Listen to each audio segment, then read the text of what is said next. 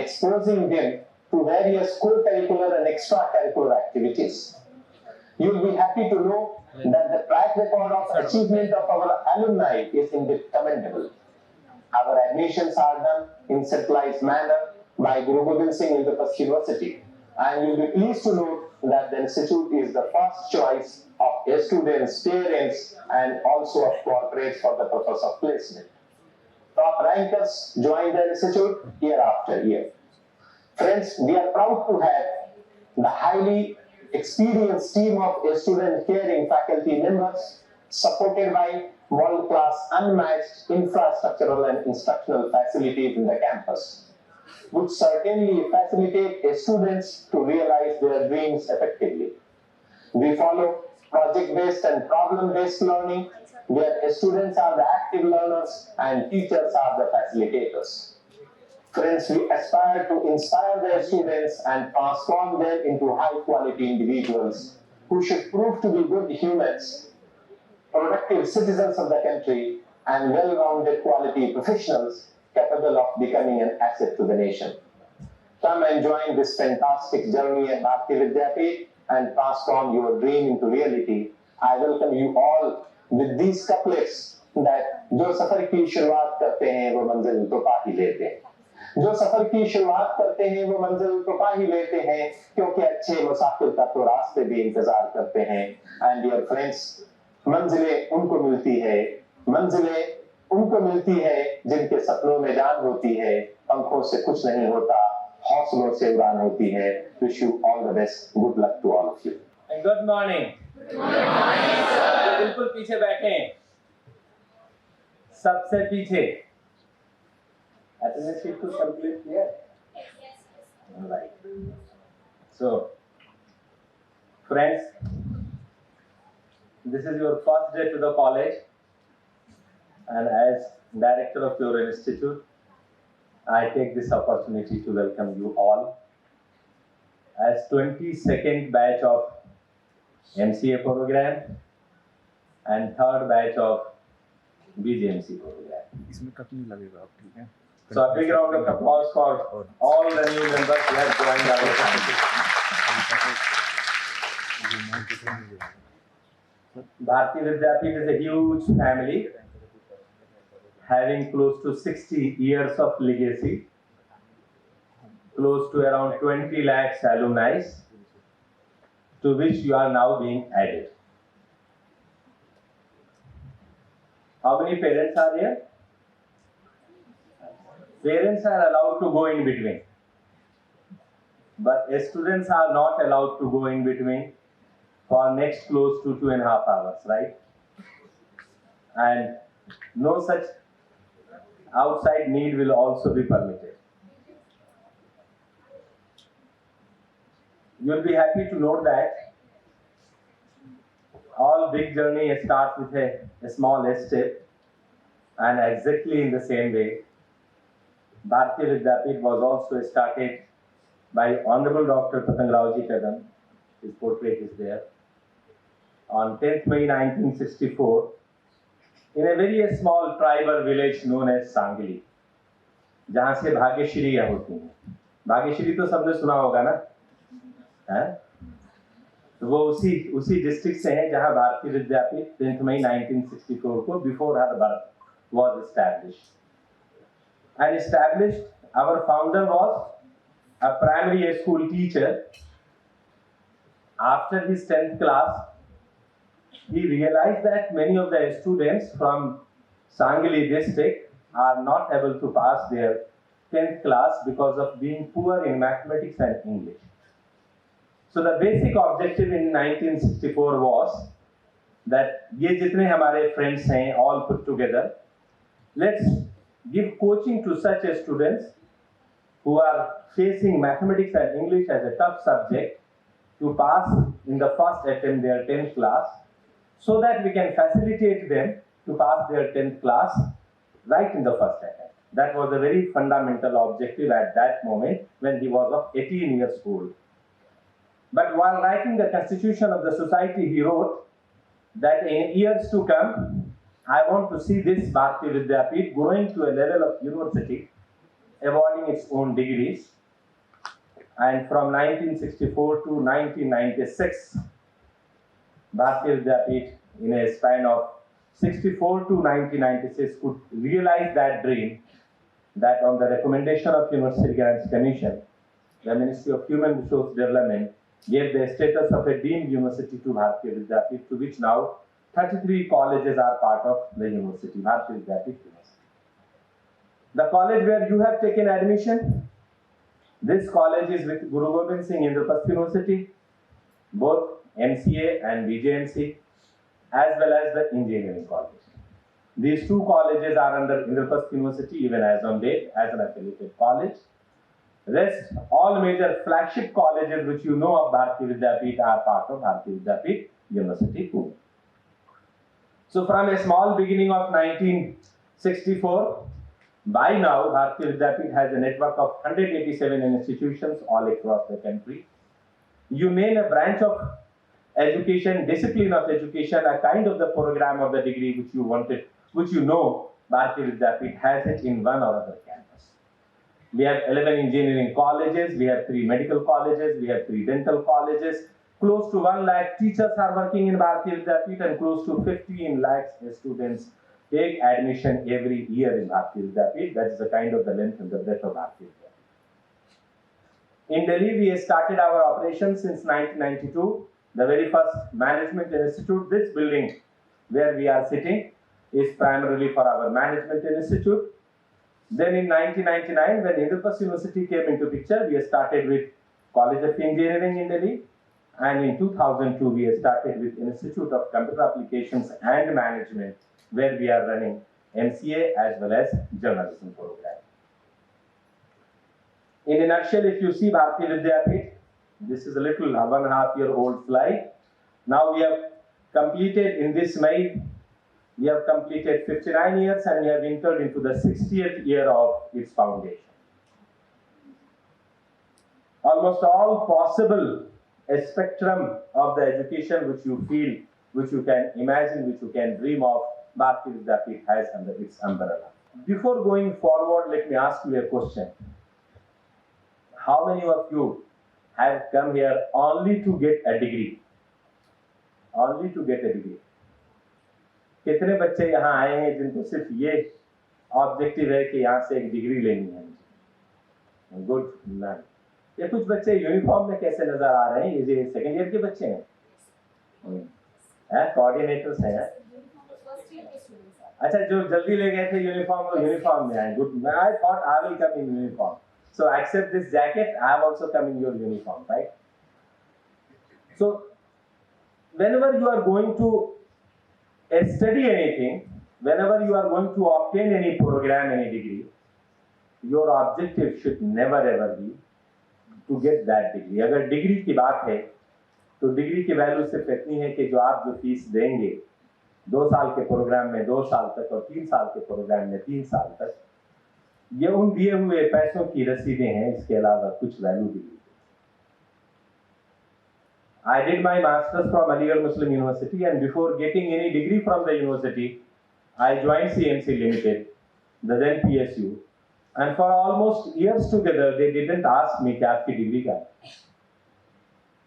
So degree की value सिर्फ इतनी है कि जो आपने पैसे खर्च किए हैं, अपना टाइम खर्च किया है, वो कभी अगर लुक बैक करना चाहें तो आपको लगे ये हमने 3 साल में डिग्री हासिल की। But that degree has no meaning if it doesn't have the knowledge embedded with it, if it doesn't have the value embedded with it, if it has not transformed your personality from what you were and what you are. अगर ये transformation नहीं आया, अगर ये personality में change नहीं आया, अगर ये आपके पास नॉलेज और स्किल्स का एक समागम नहीं आया, तो उस डिग्री की कोई वैल्यू नहीं है। तो आप डिग्री लेने के लिए भारतीय विद्यापीठ में ना आए हैं, ये बहुत ही अच्छी बात है और मुझे अच्छा लगा कि किसी ने हाथ नहीं उठाया।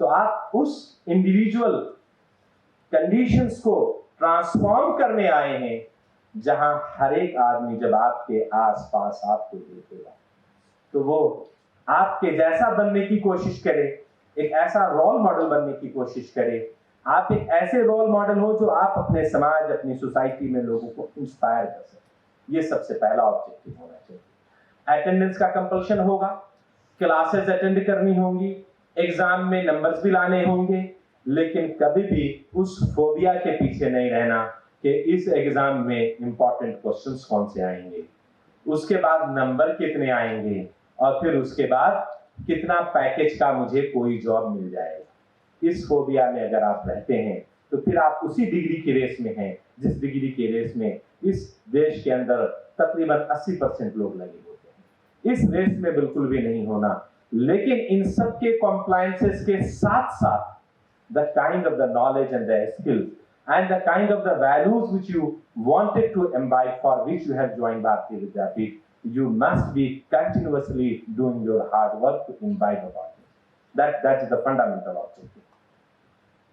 And that's how I keep saying that there is nothing constant in this world except change. How many of you believe that there is nothing constant in this world except change? कितने लोग believe करते हैं कि सिर्फ change ही constant है, बाकी कुछ constant नहीं है?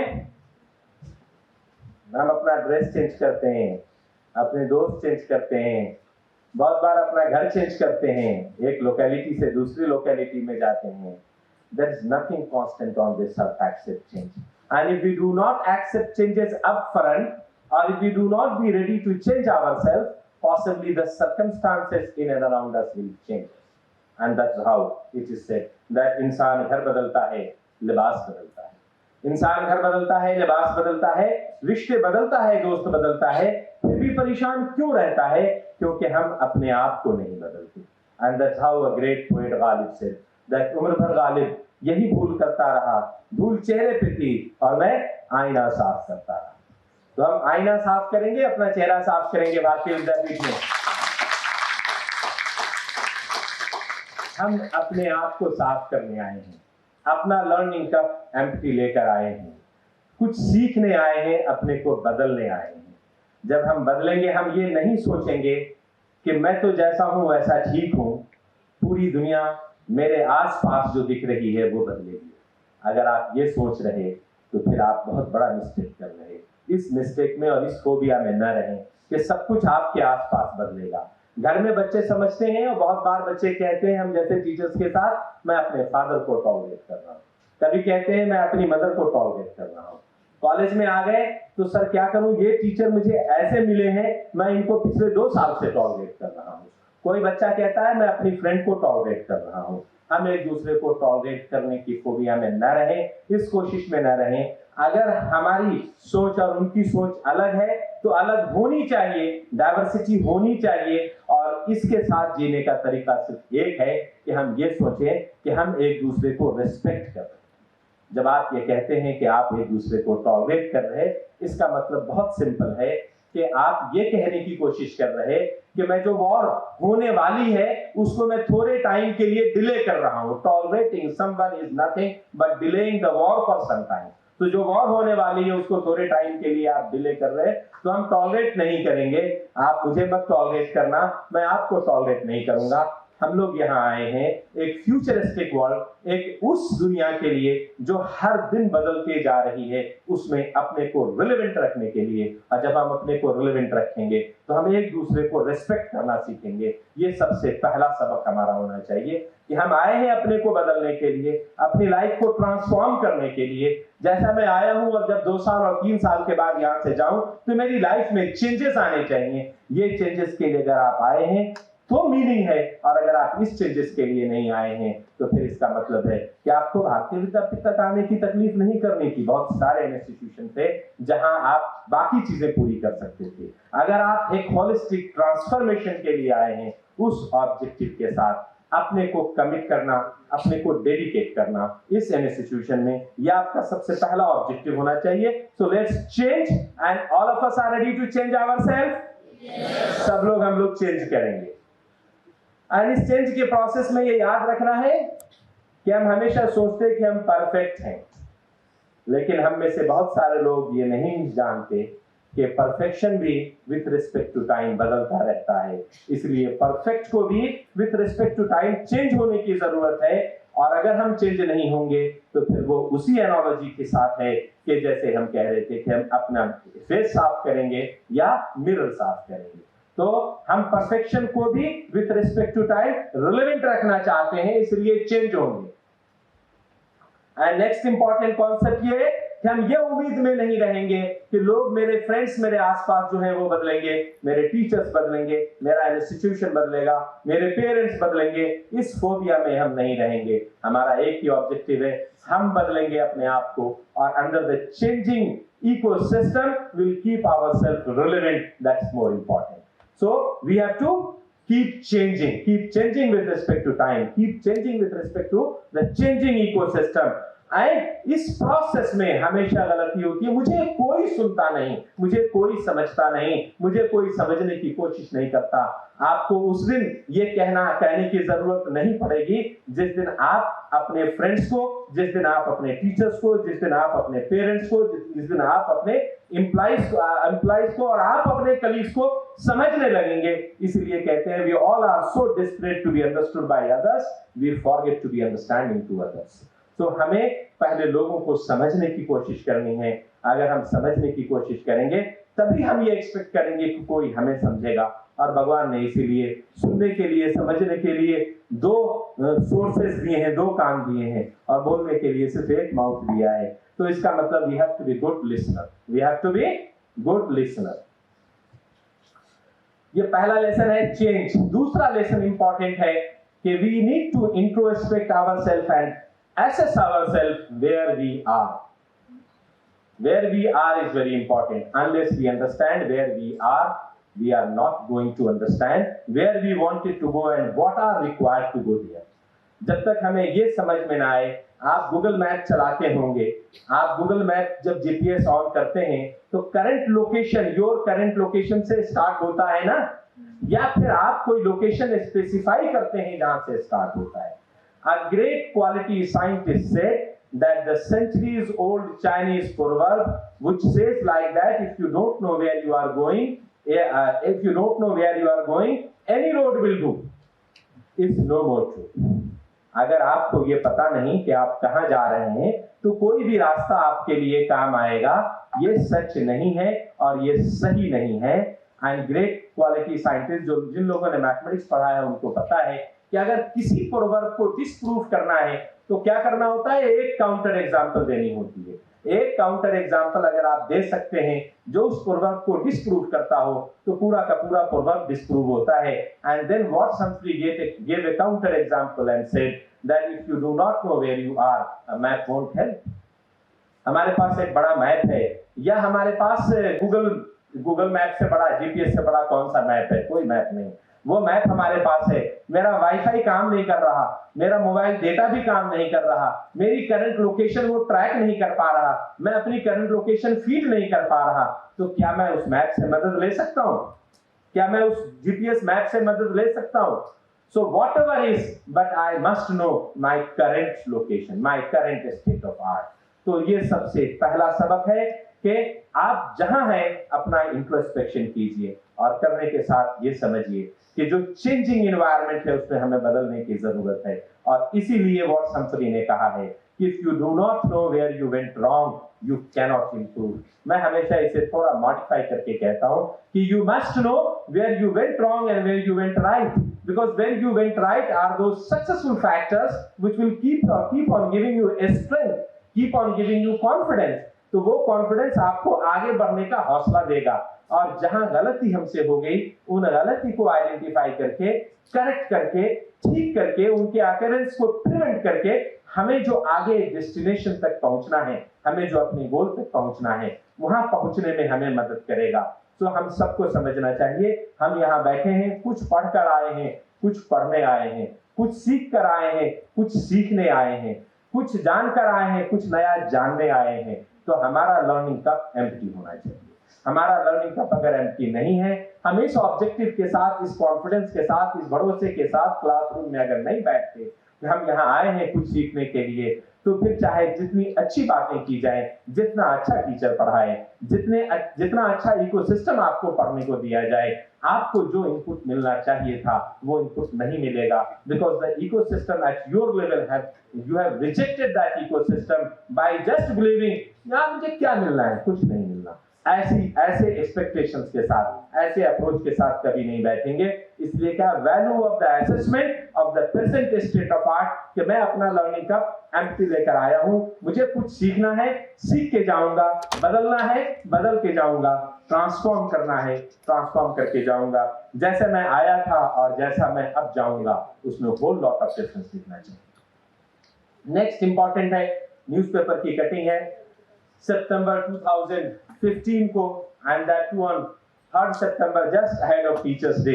ये टाइम्स, हिंदुस्तान टाइम्स में बहुत सारे अखबारों ने इसे छापा था। बहुत सारे सर्वेज जो लोग इधर उधर, खासकर पीजी के बच्चे, एमसीए के, वो जानते होंगे कि NASSCOM ने सर्वे किया, AICTE ने सर्वे किया, UGC ने सर्वे किया, and the purpose of survey was to know that what is the level, quality level of the students coming out of the institution. And few surveys says that only 15% people are employable, few says that 20% people are employable, few says that 25% people are employable, but this was considered as the most liberal survey conducted by Pearson Higher Learning, and they have considered right from the pre-primary to tertiary level, means nursery से लेकर और doctorate तक सारे level of education को इन्होंने सर्वे किया, और करने के बाद ये बताया कि 50% educated youth coming out of the institutions are not employable. Not employable का मतलब क्या? वो कंपनी में जाते हैं तो मिसफिट होते हैं, सोसाइटी में जाते हैं तो मिसफिट होते हैं, वो कहीं और अगर किसी ऑर्गेनाइजेशन रिसर्च लैब में जाते हैं तो मिसफिट होते हैं। आखिर वो क्या प्रॉब्लम्स हैं? उन प्रॉब्लम्स को हमने आइडेंटिफाई किया है, उन प्रॉब्लम्स पे हमने फोकस किया है। हमारा टीचिंग लर्निंग सिस्टम उन प्रोसेसेस पे बेस्ड होगा जो उन प्रॉब्लम को एड्रेस करेगा। और जब आप भारतीय विद्यापीठ से जाएंगे तो ऐसे कोई भी सर्वे ये नहीं कहना चाहिए कि 5%, 10%, 15%, 20% students coming out of Bharatiya Vidyapeeth are not employable. 100% students coming out of Bharatiya Vidyapeeth are employable because they know everything which a young individual, which a fresher coming out of an institutions are expected to know. तो हम सब अपने को commit करेंगे, dedicate करेंगे। जो transformation की जरूरत है वो ट्रांसफॉर्मेशन लेकर आएंगे। अच्छा, ये ट्रांसफॉर्मेशन की बात क्यों की जाती है? बात इसलिए की जाती है कि now the society in which we all live, the society to which we all belong, that society is changing and changing rapidly. ये जो कर्व आप देख रहे हैं, ये फिगर आप देख रहे हैं, ये वी शेप कर्व है। वी शेप कर्व का मतलब ये है कि टॉप पे आप देखें काफी स्पेस है और बॉटम 20-25 पे आके वो बिल्कुल श्रिंक कर रही है, इसलिए हम इसे वी शेप कर्व कहते हैं। And the interpretation of this curve is that in the year 2015, if you wanted to have any contract agreement for any product or service with any company or any organization or any client, that he or she was ready to give you 2 months cycle time. Cycle time का मतलब जिस दिन आपने contract किया उस दिन से लेकर जब तक आप उसको प्रोडक्ट या सर्विस डिलीवर नहीं करें, इस बीच में आपको वो 2 महीने का साइकिल टाइम देता था। By the time 2023 will be over, he will be expecting the same product with better features, with and faster delivery and more upgraded features in just 3 days, and by the time 2025 will be over, the same product will be expected by the same customer in same day. Implies what? In a span of 10 years, 60 times the productivity need to be increased. 60 Guna productivity को बढ़ाना है।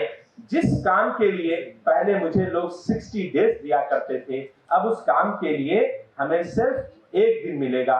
तो इसका मतलब ये है कि हमारी प्रोडक्टिविटी ज्यादा होनी है। जब हमारी प्रोडक्टिविटी उस पेस को मैच नहीं करती तो इंडस्ट्री ये कहती है कि individuals, the freshers, the educated youth are not employable. Not employable does not mean that they do not know anything. Yeah, not employable means they are not in a position to cope up with the pace which is required by the society, which is required by the client, which is required by the organizations. इस वजह से कहते हैं। तो इसका मतलब क्या है? इसका मतलब बहुत सिंपल है कि एक थ्योरेटिकल कॉन्सेप्ट है जो किताबों में लिखा है और आपने पढ़ा है। गूगल बाबा भी हैं जो आपको पढ़ाते हैं, टीचर्स भी पढ़ाएंगे, लेकिन उस कॉन्सेप्ट को जब कोई जरूरत पड़े, जब कोई प्रॉब्लम है, जब कोई आपके सामने कोई समस्या है, उसमें कैसे उतारेंगे? How will you apply the knowledge which you have gained through various books, various sources in the given situation? उस गिवन सिचुएशन में उस नॉलेज को प्रैक्टिस में कैसे लाएंगे? अगर ये आपको आता है तो आपकी प्रोडक्टिविटी 60 टाइम्स इंक्रीज हो सकती है, और ये आपको नहीं आता तो आपकी प्रोडक्टिविटी 60 टाइम्स के बजाय 20 टाइम्स होगी, 30 टाइम्स होगी, 10 टाइम्स होगी, 5 टाइम्स होगी, 0 टाइम्स होगी. But wherever the gap from 60 is lesser, wherever the gap is not being fulfilled, this implies the ability to put knowledge into practice is missing, and immediately people will start telling you that the kind of the educated youth we expected are not coming out of the institution. So इसका मतलब ये है कि bottom line ये है कि सिर्फ knowledge sufficient नहीं है. Knowledge को given situation में for the given problem अगर आप अप्लाई करने की कैपेबिलिटी है, तो इसका मतलब है कि आप 21st सेंचुरी के चेंजिंग एनवायरनमेंट में रिलेवेंट हैं, और नहीं तो आप नहीं हैं. और इसी वजह से मैं हमेशा कहता हूं कि old saying of knowledge is power is no more true. Knowledge is power is no more true. ये कभी 25 साल, 40 साल, 50 साल पहले की बातें हुआ करती थी. Knowledge with a capability to put into practice is power, और वो with a capability to put into practice is not easy task, is a difficult task. उस difficult task के लिए हम सब, आप और हम टीचर्स अपने को कमिट करते हैं. We will be giving you enough opportunity, enough environment, such an ecosystem where you will get sufficient mechanism to put your knowledge into practice. तो किताबें पढ़ाने पे हमारा फोकस कम होगा. किताबों से आई हुई नॉलेज, including Google Baba से आई हुई knowledge, but from the correct sources, from the authentic sources, जो आपकी knowledge आई है, वो day to day problems पे कैसे apply हो सकती है, ये opportunity create की जाएगी throughout your academic curriculum. और इसके लिए आपको ज़्यादा efforts करने की ज़रूरत है, इसके लिए आपको ज़्यादा time devote करने की ज़रूरत है. तो हम सब लोग उसके लिए रेडी हैं, that we will not only gain knowledge, we will also learn how to put knowledge into practice and become more relevant in the changing ecosystem. Are we ready for that? Yes.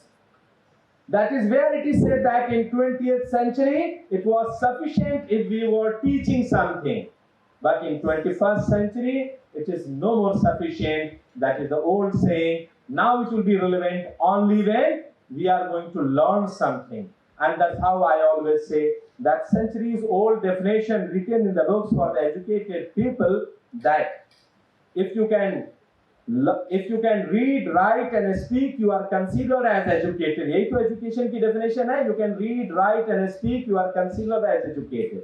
This definition in changing ecosystem of 21st century in digital age is no more true. And the new definition of digital age is that if you can learn, unlearn and relearn. If you can learn, unlearn and relearn. जो computer science वाले हैं उनको पता है कि जब सी language पढ़ाया गया तो सख्ती के साथ बताया गया कि whatever declarations and definitions are required, do that in the beginning itself. You cannot do that in mid of the program. But ages came and then the entire U-turn was taken and said no need to define in the beginning. As and when you need it, define it. Complete U-turn has been taken. एक दूसरी example मेरे पास बहुत common है जो मैं हमेशा देता हूं, may not be relevant for few people, के 20, 25, 26, 27, 30 साल तक पेरेंट्स अपनी लड़कियों को सिखाते हैं ये काम करने का तरीका है, ये काम करने का तरीका है, ये अच्छे हैं, ये हमारे देवी देवता हैं. जिस दिन शादी होनी होती है पंडित जी सिखा देते हैं आज से आपके घर के रीति रिवाज अब आपके रीति रिवाज नहीं है, इन लॉस के घर के रीति रिवाज आपके रीति रिवाज है. क्या मतलब है? Learn, unlearn and relearn. तो ये लर्न, अनलर्न एंड रीलर्न का जो साइकिल है ये हमेशा आपकी लाइफ के साथ रहना चाहिए. That's the definition of digital age और 21st सेंचुरी एजुकेटेड यूथ. ये आपके पास से कभी भी छूटना नहीं चाहिए. आज जो आप पढ़ेंगे जो कल वो चीजें चेंज होके अप्लाई होंगी. तो इसका मतलब है कि एक कंटिन्यूअस साइकिल लर्निंग का अलाइव रहना चाहिए. Having given you all this information, all this background. Now let's come that 21st century educated youth को क्या skills चाहिए, क्या attribute चाहिए, जिसके लिए आप भारतीय विद्यापीठ जैसे इंस्टीट्यूशन में आए। Many of you when joined Bharati Vidyapeeth at the rank at which almost all colleges of Delhi were open. जब आपने भारतीय विद्यापीठ में एडमिशन लिया है, जिस रैंक से लिया है, उस रैंक के वक्त दिल्ली के लगभग सारे कॉलेजेस इंद्रप्रस्थ यूनिवर्सिटी के ओपन थे। आपने उन्हें रिफ्यूज करते हुए, रिजेक्ट करते हुए पर्पसफुली अपने कॉन्शियस डिसीजन के साथ भारतीय विद्यापीठ लिया है। तो फिर भारतीय विद्यापीठ के साथ जो प्रोसेस है, उस प्रोसेस के साथ आगे बढ़ने की कोशिश करें।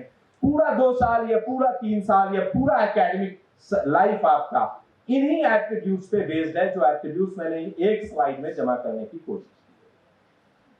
अब आप देखें, number 1 is lesson learn from the failed project, 2 is ambiguity and uncertainty, 3 is ability to handle hard and soft factors, 4th is logic and mathematics, and 5th is abstraction, 6th is consulting skills. All 6 together, all these 6 skills together are now known as technical skills. ये 6, इसमें कहीं नहीं लिखा है कि जावा पढ़ना है, इसमें कहीं नहीं लिखा है कि हाउ टू हैंडल कैमरा ये पढ़ना है, इसमें कहीं नहीं लिखा है कि how to do print journalism पढ़ना है, इसमें कहीं नहीं लिखा है कि how to do object oriented software engineering पढ़ना है, इसमें कहीं कुछ नहीं लिखा कैसे ग्राफिक्स डिजाइन करना है, कुछ नहीं लिखा। ये जो बेसिक स्किल्स आपको डे टू डे लाइफ में काम आने वाली हैं, ऊपर से 6 स्किल्स हैं जो आपकी टेक्निकल स्किल्स का पार्ट हैं, और 7th ऑनवर्ड जो कुछ भी है वो आपकी लाइफ स्किल्स का पार्ट है। अगर आप ये 11 स्किल्स, 11 एट्रीब्यूट्स एक साथ जमा करते हैं तो आप सही प्रोफेशनल हैं, जिनके लिए 21st सेंचुरी का चेंजिंग इकोसिस्टम आपका इंतजार कर रहा है। अगर आप इनमें से कुछ मिस करते हैं तो इसका मतलब जितना मिस करेंगे उतना लाइफ में सफर करेंगे। तो पहले 6 स्किल्स में से अब जो हमारे अगले 3 साल 2 साल का करिकुलम है वो सब इन पे बेस्ड होगा। मैं क्विकली आपको 2-3 एक्सप्लेन करना चाहूंगा। से फॉर एग्जांपल कि अगर मैंने पिछला काम कुछ किया है और पिछले काम से अगर कुछ सबक नहीं सीखा और अगला आइटरेशन मेरा पिछले आइटरेशन से बेटर नहीं हुआ, इसका मतलब बहुत सिंपल है कि I haven't learned any lesson from the field project. तो इसका मतलब ये है कि मेरा नेक्स्ट आइटरेशन, जो बहुत सारे बच्चे मैथमेटिक्स पढ़ के आए हैं उनको पता है कि every next iteration should be better than, should be an improvised version than the previous iteration। अगर मेरे पिछले वर्जन से अगला वर्जन बेटर नहीं है, इसका मतलब हमने कुछ नहीं सीखा। Ambiguity and uncertainty, hard and soft factors life का हिस्सा है। आप अगर कहेंगे सर इन्फॉर्मेशन पूरी नहीं थी इस वजह से डिसीजन नहीं लिया, मैं इन्फॉर्मेशन एम्बिगुअस थी इस वजह से डिसीजन नहीं लिया, इन्फॉर्मेशन अनसर्टेन थी इस वजह से डिसीजन नहीं लिया, there is no space for such saying in day to day life. आप देखेंगे डे टू डे लाइफ में अचानक से अर्थक्वेक आ गया, बहुत सुनामी आ गया और सिचुएशन बहुत डिफिकल्ट होती है वहां, और सिचुएशन बहुत एम्बिगुअस भी होती है। ये पता नहीं कि अंदर कितने लोग फंसे हैं, अंदर लोग हैं भी कि नहीं है, कुछ पता नहीं होता। बट जो डिस्ट्रिक्ट मजिस्ट्रेट वहां खड़ा होता है, जो बहुत सारे सीरीज ऑफ टफ प्रोसेसेस से गुजर के यूपीएससी का एग्जाम पास करके और शायद मैथमेटिक्स का सबसे टफ प्रॉब्लम सॉल्व करके गया, वो इसलिए नहीं गया था कि जब उस डिस्ट्रिक्ट के अंदर सारे लोग, सारे मैथमेटिक्स के टीचर फेल कर जाएंगे एक मुश्किल सम सॉल्व करने में, तो डिस्ट्रिक्ट मजिस्ट्रेट को बुलाया जाएगा कि सर आप आइए, सब लोग फेल कर गए हैं, ये सम आप सॉल्व करके दिखाइए। इसलिए उनको इतनी टफ कंडीशन से नहीं गुजारा गया, बल्कि इसलिए गुजारा गया है कि if he is in a position to solve such difficult question, he will be in a position to solve, he will be in a position to take decision in a difficult situation which is a kind of major crisis before everyone, and though the situation is ambiguous, situation is uncertain, उस situation में भी वो decision लेगा। और बहुत simple है, मैंने artificial intelligence अब सब लोग पढ़ते हैं, जर्नलिज्म वाले भी पढ़ते हैं, कंप्यूटर साइंस का तो डोमेन है ही है। मैंने 15 साल आर्टिफिशियल इंटेलिजेंस जब पढ़ाया, जब आर्टिफिशियल इंटेलिजेंस कोई पढ़ना नहीं चाहता था। अब सोशल साइंस के लोग भी आर्टिफिशियल इंटेलिजेंस और ह्यूमैनिटीज वाले भी पढ़ते हैं, और each one of you are user of artificial intelligence AI in one other way. AI में एक इंपॉर्टेंट चैप्टर है जहां कहते हैं natural language processing. Natural language processing का मतलब ये होता है कि आप एक्स लैंग्वेज में बोले और वो वाई लैंग्वेज में ट्रांसलेट हो जाए। से फॉर एग्जांपल मैं हिंदी बोल रहा हूं तो वो कॉरेस्पॉन्डिंग इंग्लिश स्पीच में ट्रांसलेट हो, और अगर मैं इंग्लिश स्पीच बोल रहा हूं तो वो कॉरेस्पॉन्डिंग स्पेनिश में ट्रांसलेट हो जाए। अभी आपने देखा G20 में बहुत सारे हेड्स ऑफ द स्टेट अलग-अलग लैंग्वेजेस में बोल रहे थे और वो इंग्लिश में ट्रांसलेट हो रहा था। So on the fly translation का मतलब है कि विदाउट एनी वेट वो एक तरफ लैंग्वेज बोल रहे हैं एक्स लैंग्वेज में और दूसरी तरफ वाई लैंग्वेज में ट्रांसलेट हो रहा है। Imagine on the fly translation की जरूरत पड़े इंग्लिश सेंटेंस की हिंदी सेंटेंस में, स्पोकन इंग्लिश से स्पोकन हिंदी में, एंड सेंटेंस में यूं कहता हूं बिना किसी पॉज बिना किसी सेमीकोलन के कि I saw the Taj Mahal flying over Agra. You have to take decision कि ताजमहल उड़ रहा था या मैं उड़ रहा था। Who saw the Taj Mahal? Of course I. So I saw the Taj Mahal flying over Agra. कौन उड़ रहा था? Who was flying? So of course natural intelligence say कि Taj Mahal cannot fly.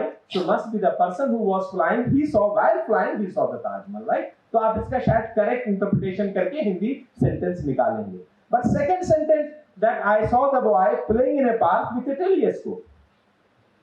Now there are two meanings. That telescope was used by me to see the boy who was playing in a park, or that I saw the boy playing in a park who was using or who was playing with telescope. And for both the meaning, the objective of the sentence is different. अगर पहली meaning है तो शायद मैं concern हूं कि बच्चा अकेला किसी पार्क में खेल रहा, कोई हार्म हो सकता है बच्चे को, और अगर दूसरी मीनिंग है तो फिर मैं बच्चे के बारे में कम और टेलीस्कोप के बारे में ज्यादा फिक्र है मुझे। तो दोनों मीनिंग अलग अलग है। Which meaning is correct? This ambiguous sentence is not giving me any mechanism to disambiguate. Third sentence is more dangerous.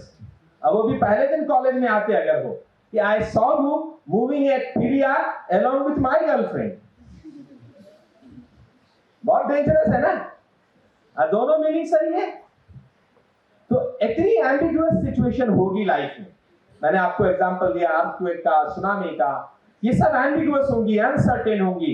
Day to day life की डिमांड होती है कि आपको जितनी नॉलेज है उस नॉलेज के बेसिस पे क्विक डिसीजन लेना, अपनी नॉलेज अप्लाई करना और डिसीजन लेना। इंडस्ट्री का फीडबैक ये है कि लोग इंतजार में रहते हैं क्रिस्टल क्लियर इंफॉर्मेशन आएगी तो मैं डिसीजन लूंगा। Crystal clear information कभी नहीं आएगी। At every moment of time there will be some or other kind of ambiguity. At every moment of time there will be some or other kind of hard and soft factors.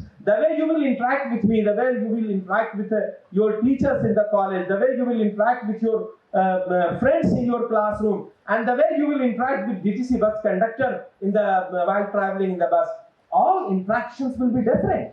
All interactions may not be same. And that is where computer science कहता है कि polymorphism है. We have to learn to behave differently in different situations.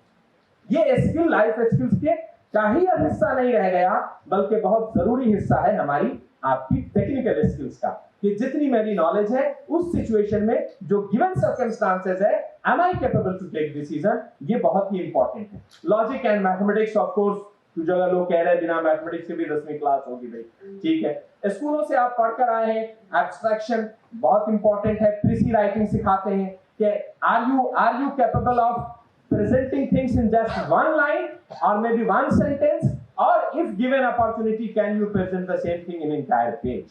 Abstraction. Can you present what you wanted to say in just one sentence or maybe one paragraph at most, and can you present it in 4 pages? That is an abstraction. That how to learn the art of presenting things without giving its internal details. So ये abstraction भी life में important है, इसे हम कहते हैं executive summary है।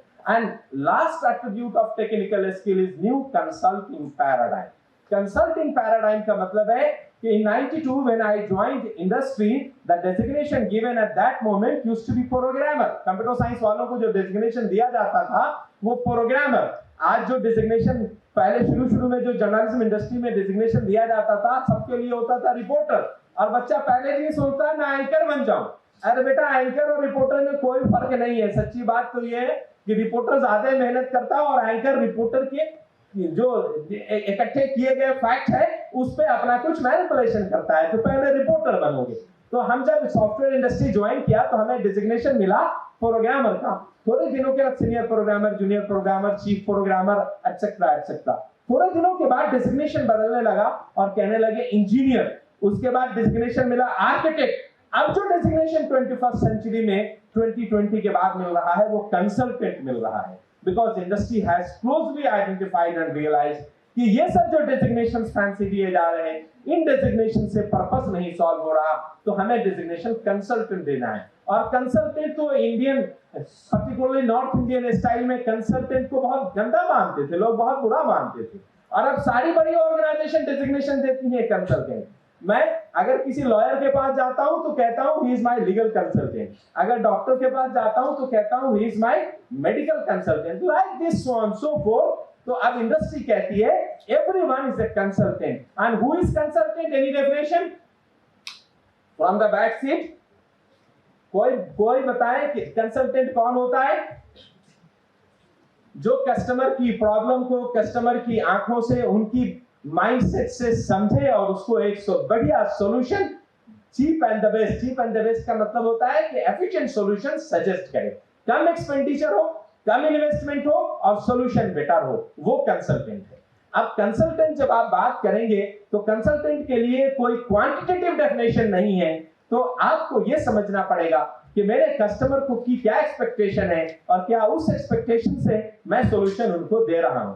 For example, movie आपको याद आ जाएगी, एक मूवी में अनिल कपूर टैक्सी ड्राइवर है, काली पीली टैक्सी चला रहा मुंबई में, and one fine day the owner of the firm said कि कल तुम्हें एयरपोर्ट जाना है और एक्ट्रेस को लेकर आना है, मेरी डॉटर है यूएस से वापस आ रही है और देखना ठीक से लाना, कुछ शिकायत नहीं होनी चाहिए।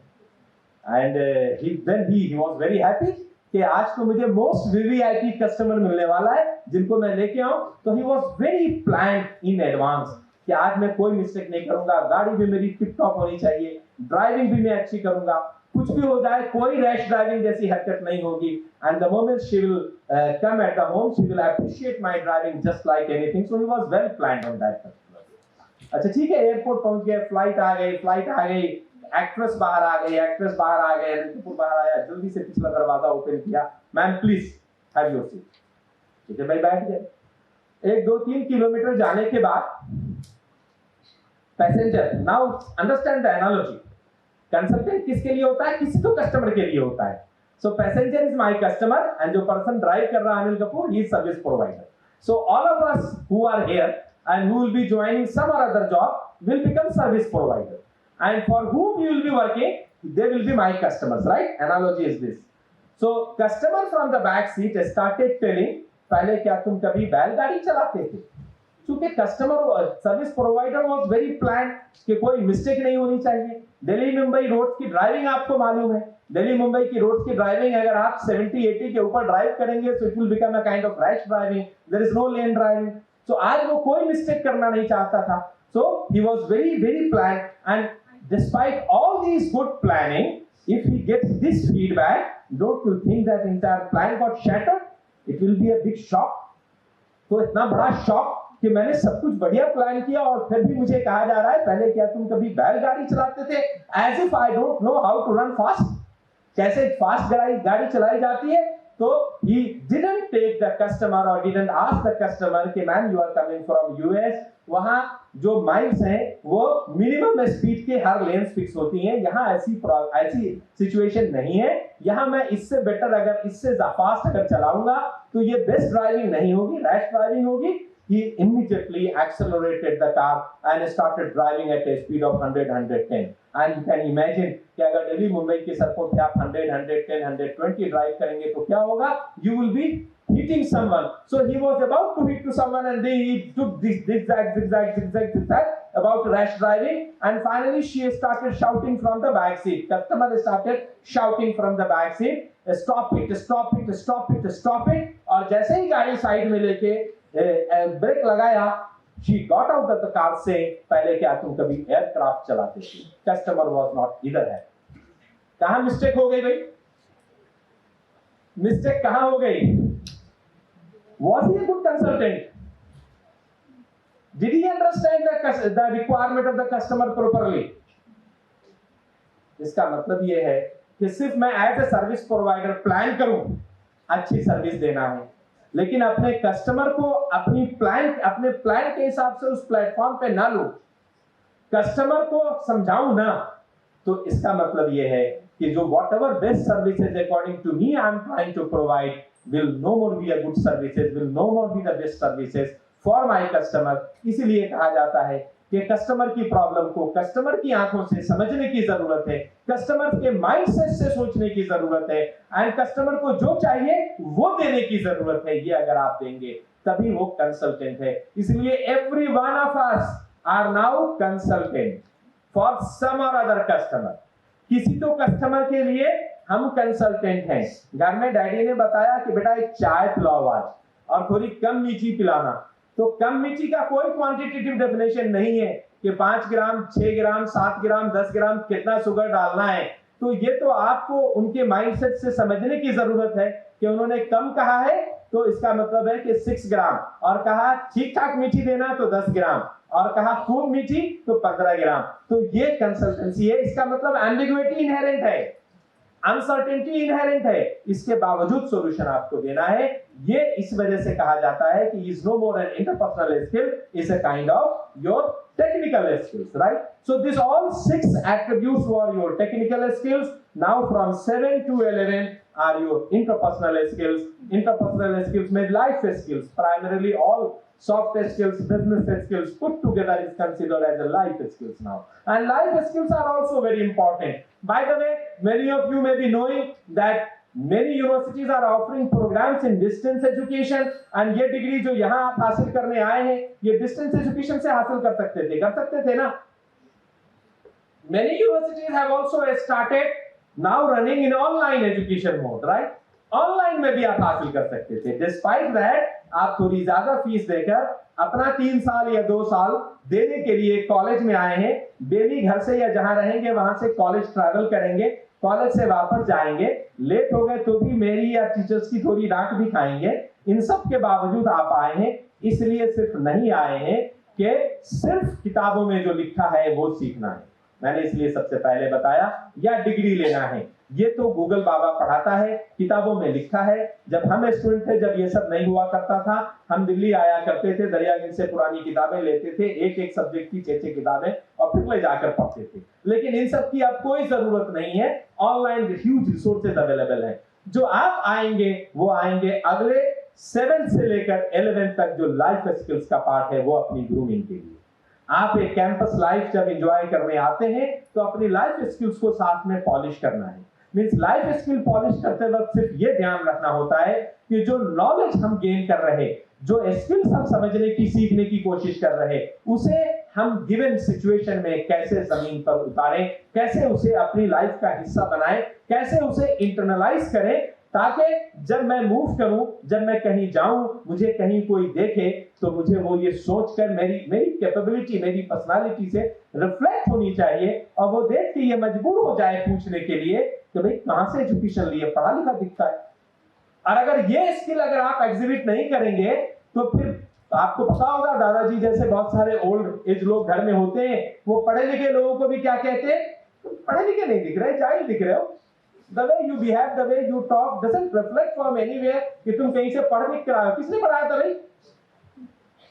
किसी माहौल में जाएंगे वो कहेंगे यार कोई पढ़ा लिखा दिखता ही नहीं है, जबकि उनके पास खुद की कोई डिग्री नहीं है। उसके बावजूद वो ये कमेंट देते हैं, इस वजह से देते हैं कि हमारी और आपकी पर्सनालिटी से वो स्किल्स रिफ्लेक्ट नहीं होता। वो रिफ्लेक्ट होने वाली स्किल जो है वो लाइफ स्किल्स कहलाती हैं कि हमारी पर्सनालिटी से रिफ्लेक्ट हो। वो ऐसा है कि जैसे आपने एक बढ़िया परफ्यूम, कितने आजकल 4-5 हजार रुपए का बढ़िया परफ्यूम आता है, खरीदा किसी मॉल में जाकर, और सुबह आज फर्स्ट डे था, बढ़िया से लगाया, आप पूरे डिपार्टमेंट, पूरे भारतीय विद्यापीठ कैंपस आर्टिकल में घूमे, किसी ने शाम तक नहीं पूछा भाई ये चेंज कहां से, किसी ने नहीं पूछा। Would you consider purchasing and investing that 5,000 rupees और 4,000 rupees in that perfume as an investment?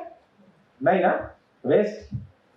Exactly in the same way, अगर आप 2 साल 3 साल के बाद भारतीय विद्यापीठ से निकलते हैं एज एन एलुमनाई और आपको किसी ने रोक के ये नहीं पूछा, you look like an educated person, where from you got this education, this transformation in your personality, इसका मतलब है कि आपके लिए भी वो 3 साल 2 साल वेस्ट था और हम लोगों ने जो मेहनत की आपके ऊपर वो भी वेस्ट था।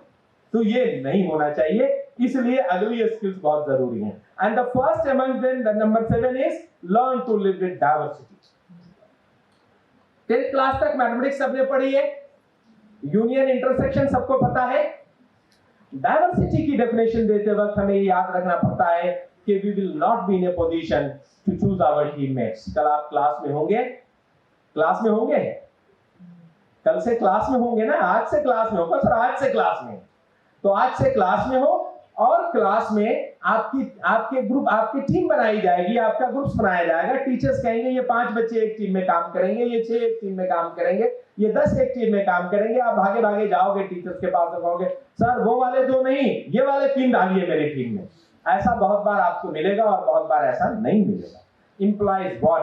Many a times you may not be in a position to select your teammates. Forget about selecting your seniors. आप अपने सीनियर, जब कंपनी में आप जाओगे, आप ये चूज करोगे ये वाला बॉस ठीक नहीं है, बहुत तंग करता है, इस वाले बॉस के साथ काम करना है। Would you be in a position to select your boss? 99.9% no.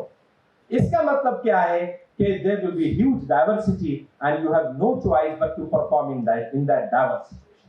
Implies what? In your team there may be people from different religion, there may be people from different region, there may be people from different educational background, there may be people from different dialect, different languages, different culture.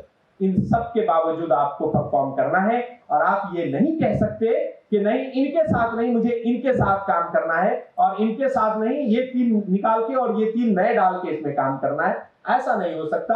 आपको class में ये situation create की जाएगी, purposefully create की जाएगी। कभी आपको flexible teeming के लिए मेंबर सेलेक्ट करने का मौका दिया जाएगा कि ठीक है अपने हिसाब से आप 8-8 10-10 बच्चे का टीम बना लो। कभी आपको फोर्सफुल टीम में दिया जाएगा ये 10 बच्चे जिनके साथ आपको काम करना है, so that these skills can be nurtured right into the classroom. So I'm coming back to the same skill that learn to live with diversity. के आमतौर पे ऐसा होता है कि जब क्लास में 10 बच्चे का टीम बनाई और उनको बताया कि भाई ऐसा है कि आप सब लोगों को काम करना है, 1 हफ्ते का वक्त है, 1 हफ्ते के बाद अगले हफ्ते आपके जो आउटकम्स हैं उन आउटकम्स का जो आपका रिजल्ट है उस रिजल्ट का प्रेजेंटेशन होगा। और फिर वो उस वक्त 10 बच्चे एक दूसरे के सामने कुछ नहीं बोलते, जैसे ही लंच ब्रेक होगा, पीरियड खत्म हुई, वो भागे भागे आते हैं और कहते हैं सर उनमें से 3 लोगों को हटा दीजिए हमारी team. We 7 are sufficient to do entire work. जब हम उनको पूछते हैं हमें पता है बेटा आप 7 लोग काम कर सकते हो, लेकिन वो 3 क्यों हटा दे? सर आपको पता है हम ना बोले ज्यादा तो अच्छा है, वो कुछ काम नहीं करते हैं, खामखा काम का क्रेडिट लेंगे और हमें भी काम नहीं करने देंगे, हम 7 ही लोग सफिशिएंट है काम करने के लिए। जब मैं फिर दोबारा उनको कहता हूं नहीं I know that but I want to inspire those 3 students also and groom them, नहीं सर किसी और टीम में डाल दीजिए sir, better that they should be out of our team, right? ऐसा कहते हैं बहुत बार। फिर जब ये बहुत ज्यादा हो जाता है तो मैं उनको कहता हूं अच्छा लुक एक एग्जांपल है, ये बताओ कि अच्छा वो बीच में और भी कह जाते हैं, वो ये कह जाते हैं कि सर उनके सोचने का तरीका अलग है, हमारा अलग है, आपने क्लास में तो पढ़ाया था ऑन होता है या ऑफ होता है, आपने क्लास में पढ़ाया था intersection of 2 disjoint set is 5, यही होता है ना 10th क्लास में अपनी यही पढ़ाई है ना, intersection of 2 disjoint set is 5। हमारे एट्रीब्यूट्स और उनकी एट्रीब्यूट्स का इंटरसेक्शन निकालिएगा तो 5 होगा, फिर 5 का मतलब कोई काम नहीं होता, फिर आप कैसे कह रहे हैं हमें इकट्ठे काम करने के लिए? तो मैं उन्हें कहता हूं रुको एक एग्जांपल दूसरी समझाने की कोशिश करता हूं। मैं उनको बताता हूं देखो एक दुल्हन डोली के वक्त अपने मैके से ससुराल होते जाती है। अच्छा सब बच्चे सोचने लगते हैं, आप भी सोच रहे होंगे कि कहां learn to live with diversity की बात कर रहे थे, कहां वो दुल्हन आ गई अभी सामने है। दुल्हन ऐसे ही आती है सामने, तो आती है ना जी। तो क्वेश्चन ये है यहाँ कि वो अपने मैके से ससुराल रोते जाती है। कुछ लोग सोच रहे होंगे बिना रोते भी जाते हैं, अच्छी बात है, बस रोते जाना भी एक हमारे रिच इंडियन ट्रेडिशन का हिस्सा है। We are proud of that rich Indian tradition. जो क्वेश्चन है वो ये है आगे कि is that a happy moment for her or sad moment? Is that a happy moment for her or sad moment? Both वाले, big round of clap for both. किसने कहा भाई बोथ?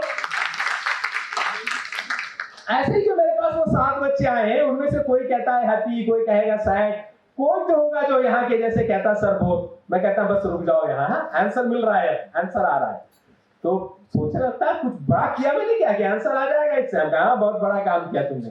फिर मैं उनको कहता हूँ now recall your set theory, collect all element from this universe which are happy element, make happy set except rest of the element by virtue of not being happy will be sad, so you will be making another set sad set. Now find intersection happy intersection sad। पूरा universe एक साथ लिया है, universe के सारे object सब एक साथ हैं अब आपके पास। सो जितने ऑब्जेक्ट्स हैं या तो हैप्पी होंगे या सैड होंगे, ठीक है। सो एक एच सेट हो गया, एक एस सैड सेट हो गया। Find intersection, what will you get? 5। But दुल्हन एग्जिस्ट हियर, इसी यूनिवर्स में है ना, दुल्हन इसी यूनिवर्स में है ना। तो आप क्या कहोगे? No no no, I can't accept your existence here because my mathematics says no. You can't say that. This implies that typical mathematics which we study fails in many of the realistic situations when you wanted to interpret. और जो computer science वाले लोग हैं वो समझे this is where from the 4th generation mathematical logic is not in a position to address our realistic problem. So we have started the 5th generation mathematical logic that is known as a fuzzy logic. Fuzzy logic की बुनियाद वही है जहां mathematical logic fail करती है। Fail हो गई ना, दुल्हन exist but mathematics says no. फिर मैं उनको कहता हूं कि दोनों चीजें कोएग्जिस्ट कर सकती है एक साथ। And that's how a great poet has said that सीधा साधा डाकिया जादू करे महान। डाकिया समझते हैं ना, सीधा साधा डाकिया जादू करे महान। एक ही थैले में बड़े आंसू और मुस्कान। आंसू सैड है, मुस्कान हैप्पी है। एक थैले में रख सकता है, जब एक थैले में वो रख सकता है और लेके आ सकता है, किसी एक को जब एक इन्वेलप देता is a happiest possible news, and दूसरा इन्वेलप दूसरे को देता is a saddest possible news. So when both can coexist in day to day life, why can't we 10 people out of which 3 are from different wavelength, from different background, can coexist together in one team and get performed? That is the crux of the life skill, कि learn to live with diversity। तो हम diverse team में काम करेंगे, ठीक है। कभी भी ये कंप्लेन नहीं होगी कि टीचर सर मैं क्या करूं, टीचर्स ने टीम बनाई थी सर, उसमें सब ऐसे ऐसे बच्चे डाले थे सर जो सब अलग अलग सोचते थे, विपरीत दिशाओं में सोचते थे, और हमेशा हम इंटरसेक्शन निकालने में रह गए। इंटरसेक्शन नहीं निकालेंगे, यूनियन पे काम करेंगे, ठीक है।